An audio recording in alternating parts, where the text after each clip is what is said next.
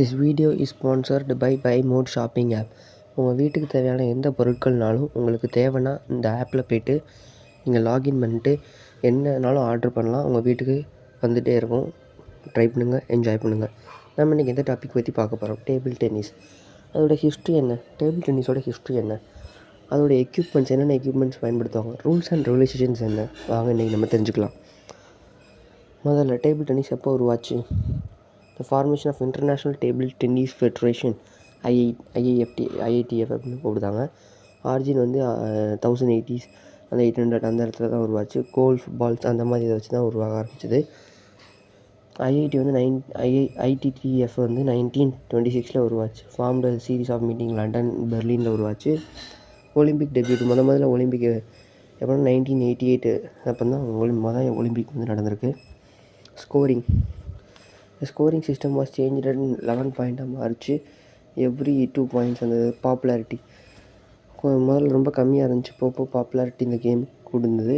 இப்போது ஓரளவுக்கு பாப்புலாரிட்டி இருக்குது. எக்யூப்மெண்ட் எல்லாமே ஐடிஎஃப் மட்டும் தான் ப்ரொவைட் பண்ணுவாங்க. இந்த நேம் டேபிள் டென்னிஸ் அப்படிங்கிறது எப்போ உருவாக்கப்பட்டது அப்படின்னா 1921 1922 தான் டேபிள் டென்னிஸ்னு சொன்னாங்க. அதுக்கு முன்னாடி வந்து பிங் பாங் அப்படின்னு தான் சொல்லுவாங்க. இது வந்து ஒரு நல்ல அரிய இது, கண்டிப்பாக தெரிஞ்சுக்க வேண்டிய விஷயங்கள். Next history. The name table tennis was adopted in 19 இப்போ தான் பார்த்தோம். பிங் பாங் அப்படின்னு சொல்லுவாங்க. The origin association has broke up 1905 through apparently the game continued to be played in the parts of England outside London. அதெல்லாம் நமக்கு தெரியும்.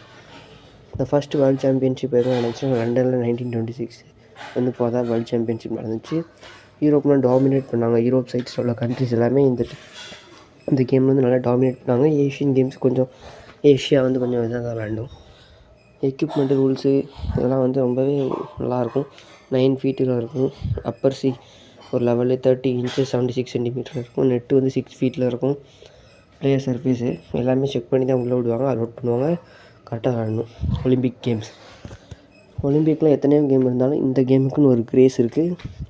Table டென்னிஸ்க்குன்னு ஒரு grace இருக்குது. ஏன்ஷியன்ட் டைம்ஸில் இது வந்து ரொம்ப பாப்புலாரிட்டியாக இருந்தது. போக தான் பாப்புலாரிட்டி குறைஞ்சிட்டு. கிரிக்கெட், ஃபுட்பால் அப்படிங்கிற கேம்ஸ்னால பாப்புலாரிட்டி கொஞ்சம் குறைஞ்சிருக்கு. இது விளாண்டா என்னென்ன பெனிஃபிட்ஸ்லாம் இருக்குது? பிரெயின் நல்லாவே ஒர்க் ஆகும். அதே மாதிரி நம்மளோட ஹர்ட் வந்து நல்லா ஒர்க் ஆரம்பிக்கும். ஃபிட்னஸ் லெவல் வந்து அதிகமாகும். நீங்கள் வந்து எப்போனாலும் ப்ளே பண்ணலாம். உங்களோட காஃப் மசில்ஸ்லாம் வந்து நல்லா இன்க்ரீஸ் ஆகும். எந்த அளவுக்கு நீங்கள் ட்ரைனிங் எடுக்கணும் அந்தளவுக்கு இன்க்ரீஸ் ஆகுங்க. மென்டலாக நீங்கள் வந்து என்னெல்லாம் பண்ணுவீங்க?